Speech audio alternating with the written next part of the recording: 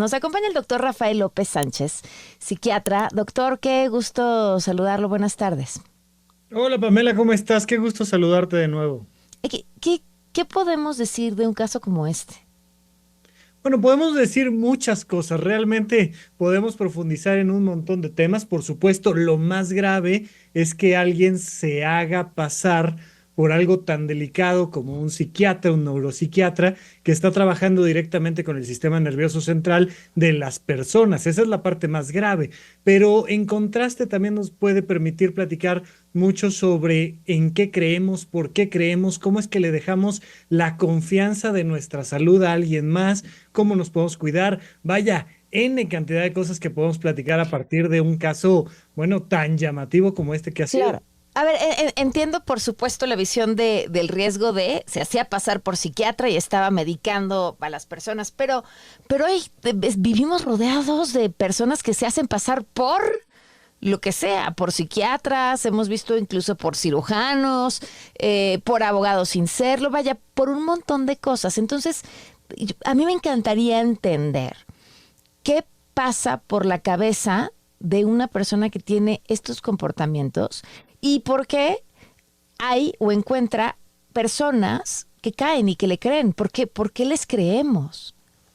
Bien, les creemos por un elemento fundamental. Los seres humanos somos animales sociales. De repente se nos olvida que formamos parte del reino animal y somos animales de manada. Y un elemento fundamental para poder crear vínculos, para poder crear sociedades, para poder crear ciudades y naciones, es que confiemos en las otras personas.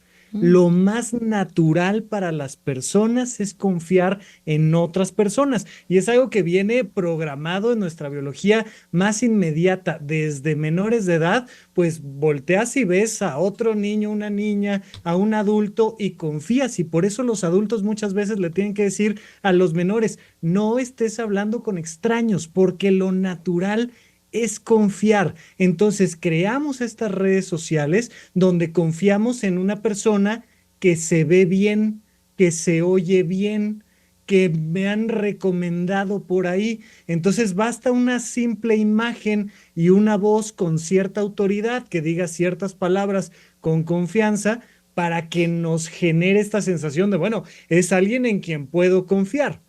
Y luego es completamente frecuente, estamos hablando de un aproximado del 1 al 4%, dependiendo a quién le preguntes, de estas personas que tienen un trastorno antisocial de la personalidad, que son expertas en manipular, en mentir y que se vuelven muy, muy capaces de saber cómo hacerse ganar la confianza de las demás personas. ¿Se lo creen o saben que están Las mintiendo? personas antisociales no suelen creérselo, tienen la capacidad para hacérselo creer a las demás. Cuando Mm. una persona se cree algo que está completamente fuera de la realidad, estamos hablando de un trastorno psicótico, de alguien que no está dentro del marco de la realidad y se vuelve, digamos que una enfermedad más biológica. Esta es más psicológica. Es una persona que sabe que está mintiendo, pero que afirma que no con una convicción que tú se lo crees. Y al final, ¿para qué? Porque me imagino que una personalidad así termina sirviendo algún objetivo o no, simplemente por hacerlo. El principal objetivo suele ser una respuesta a sus propias necesidades, Mm. gustos, impulsos, como quien dice, pues porque se les antoja, porque pueden. Es decir, parte de las características de una persona antisocial es el gusto por mentir y manipular. No les gusta seguir las reglas que están impuestas por la sociedad, por la escuela, por la familia. Les gusta marcar sus propias reglas y muchas veces, como parte del juego, van viendo hasta dónde se pueden brincar las reglas. Entonces, claro, muchas veces hay un motivador económico, otras veces hay un motivador sexual, otras veces hay un motivador de fama, pero en realidad de fondo, muchas veces es simplemente la respuesta a un impulso que llevan por dentro. ¿Se nace así? ¿Es una personalidad que se desarrolla por algún motivo en especial? O es biológico o depende de otros factores? Esa respuesta, desde que empecé a estudiar psiquiatría a la fecha, me han hecho la pregunta y la verdad es que No estamos completamente seguros de este dato, pero sí sabemos que de alguna manera se combinan ambas cosas. Muy frecuentemente, no siempre, no es necesario, pero muy frecuentemente hay una infancia complicada, hay una anécdota específica donde todo salió mal y empieza la personalidad a dar estos brotes y demás, pero también hay factores genéticos, también se ha estudiado a nivel de cómo está funcionando el sistema nervioso central de estas personas, el cerebro, y entonces, pues digamos que un poco las dos cosas. Ahora, si me preguntas a mí, yo en lo personal he leído y me oriento más hacia creer que es algo que se nace, pero se Mm. desarrolla por diferentes factores en la vida, más que algo que solo aprendes y que, digamos, cualquier persona podría aprender a ser antisocial. No creo, ¿no? Yo voy más orientado hacia la parte biológica de nacimiento con condiciones sociales, familiares, y no tanto a que es algo que se aprende o que cualquier persona pudiera ser así. ¿Hay algún talón de Aquiles de estas personalidades? Porque entendiendo que estamos programados para confiar, que me imagino que lo único que te empieza a hacer desconfiar, pues es la vida y los golpes y las caídas, y entonces empiezas a ver a las personas quizá con otros ojos, pero hay algo que en esta personalidad siempre resulte de alguna manera.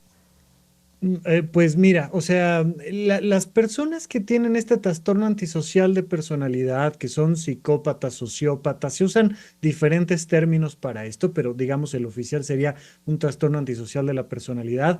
No necesariamente tienen un talón de Aquiles que digas tú, ay, esto les pasa y esto activa y dispara esta situación, y tampoco tienen una manera muy clara de evitarse las consecuencias de sus actos. De hecho, en términos jurídicos, digo, yo soy psiquiatra, no soy abogado, pero si lo que considero me han enseñado bien es que es una condición que incluso legalmente se considera como un agravante. Cuando tienes otros trastornos mentales, puedes reducir un poco la pena de tus actos por el mismo trastorno. Este no. ¿Por qué no? Porque de alguna manera, muy entre comillas, digamos que estamos frente a una mala persona que es difícil de controlar, de evitar, de corregir. Entonces, el resto de las condiciones, pues se previenen y se atienden con psicoterapia, con medicamentos, con consultas. Pero cuando vemos un trastorno antisocial de la personalidad grave, lo más probable es que no tengamos muchas herramientas, salvo evitar física y jurídicamente que sigan cometiendo este tipo de actos. Entonces es una situación compleja porque no hay muchas áreas por donde evitar y corregir esta situación. Pues doctor, muchísimas gracias por habernos acompañado para explicarnos este tema. Encantadísimo, muchas gracias, Pam. Buenas tardes, el doctor Rafael López Sánchez, psiquiatra, hablando sobre el caso específico, la excusa fue el caso específico de Marilyn Cote.